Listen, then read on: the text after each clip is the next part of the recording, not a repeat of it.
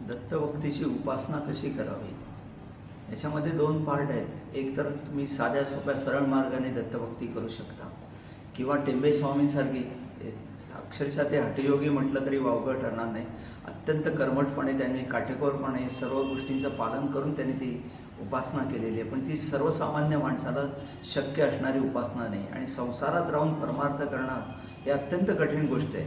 आणि तुकाराम महाराज किंवा यांच्यापासून आपण त्याचे बोध घेऊन आपण पुढे जाऊ शकतो. पण अशी उपासना करणं एवढं सहज साध्य आहे असंही नाही आहे. पण ती साध्या सोप्या सरळ मार्गाने आपण उपासनाही करू शकतो. त्यासाठी कुठलं अवडंबर माजवायची गरज आहे असंही नाही आहे. फक्त याच्यामध्ये काही महत्त्वाचे पार्ट्स आहेत. बरेच जण मला विचारतात, तुम्हाला दत्तप्रभूंचं दर्शन घडलं, आम्हाला घडू शकेल की नाही. तर माझ्यासारख्या सामान्य माणसाला दत्तप्रभूंचं दर्शन घडलं असेल तर तुमच्या प्रत्येकाच्या हृदयात विराजमान असलेल्या त्या परमात्म्याला मी पाहतोय. मग तुम्हाला घडू शकणार नाही असं होऊच शकत नाही. पण त्यासाठी साधा सोपा सरळ मार्ग आहे. जोपर्यंत तुमच्या अंतःकरणात असलेला षड्रिपूंचा कचरा जात नाही तोपर्यंत त्या ठिकाणी ईश्वर वास करणं शक्यच नाही. मग षड्रिपूंचा कचरा काढणार कसा? त्याच्यासाठी कोणती केरसुणी आपण वापरायची? तर ती नामजपाची केरसुणी वापरायची. मग नामजप, बरीच जण म्हणतात आम्हाला नामजप करायलाही वेळ नसतो. ही लंगडी सबब आहे. आपल्याकडे दिवसातले 24 तास आहेत. 24 तासामध्ये आपण 3-4 तास व्हॉट्सअपवर घालवतो, 4-5 तास आपण TV सिरियल पाहण्यात घालवतो. पण दुर्दैवाने आपल्याला ज्याच्यामुळे आपल्या पुण्याची पुंजी ही बँक बॅलन्स जी वाढवायची आहे अध्यात्माची, ती तिकडे आपण दुर्लक्ष करतो आणि त्यामुळे आपल्याला प्रत्येक ठिकाणी ऱ्हास होतो, त्या ठिकाणी होऊन जातो. आणि साध्या सोप्या मार्गाने तुम्ही नामस्मरण करू शकता.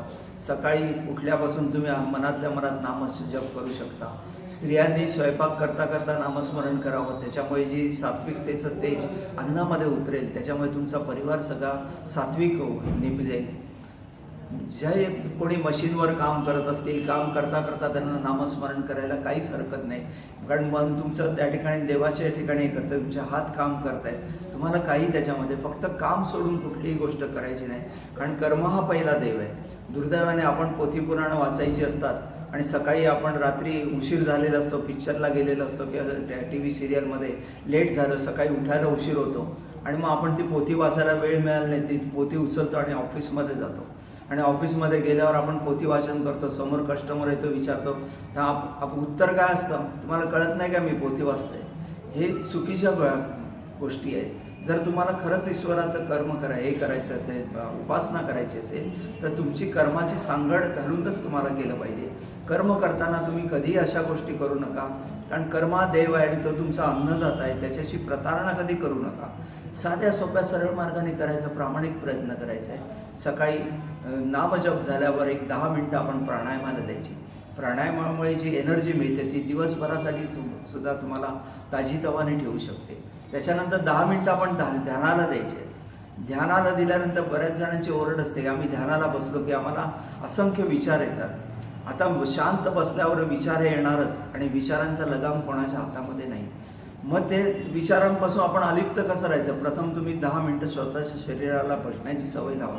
सकाळी समजा तुम्ही 5:30 वाजता बसत असाल तर 5:30 ते 5:40 तुमच्या शरीराला फक्त त्या ठिकाणी शांत बसायची सवय लावा.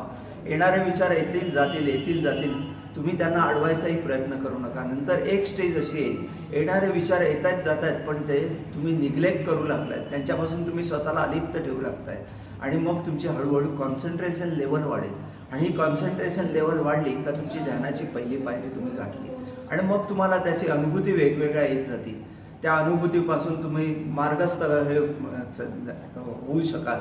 आज मी तुम्हाला 10 मिनटं म्हणतो, उद्या जर तुम्ही 1 तास जरी ध्यानाला बसलात तरी मला नवल वाटणार नाही, कारण ती परमानंदाची परमसुखाची अनुभूती असेल.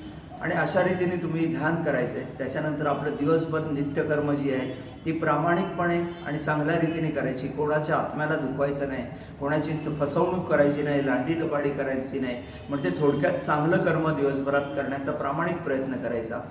नंतर रात्री झोपण्यापूर्वी 5 मिनटं स्वतःला द्यायची, ती आत्मपरीक्षणासाठी. 5 मिनटामध्ये आपल्या दिवसभराचा दिनक्रम आपल्या नजरेसमोर आणायचा.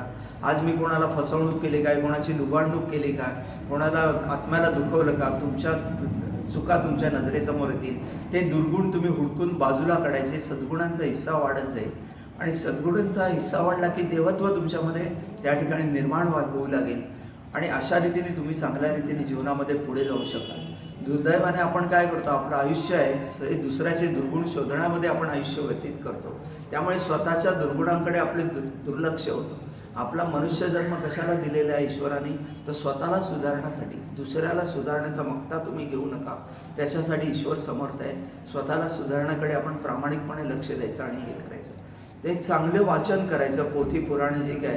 पण नुसत्या वाचनाने काही साध्य होणार नाही. गुरुचरित्र जरी वाचलं तर तुम्ही किती गुरुचरित्र वाचली हे महत्त्वाचं नाही, त्या गुरुचरित्रामधून तुम्ही काय आत्मसात केलं हे महत्त्वाचं आहे. किती कोटी जप केला हे महत्त्वाचं नाही. इथे सासूबाई हातात माळ घेत आहेत, जप करतायत, तिकडे सुनबाईला दूषणं देत आहेत. असं जप होऊन काही उपयोग नाही.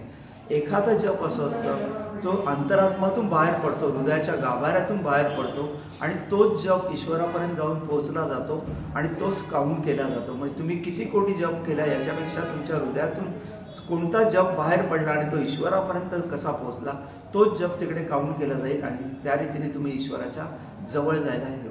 आणि ईश्वराला बोलवायचं तर एक अर्थता असावी लागते. जशी आपण आईला बोलवतो, एखाद्या गावा ठिकाणी एखादी वृद्ध स्त्री आहे, नवऱ्याबरोबर राहते, तिने तिच्या मुलीचं शहरामध्ये लग्न करून दिले.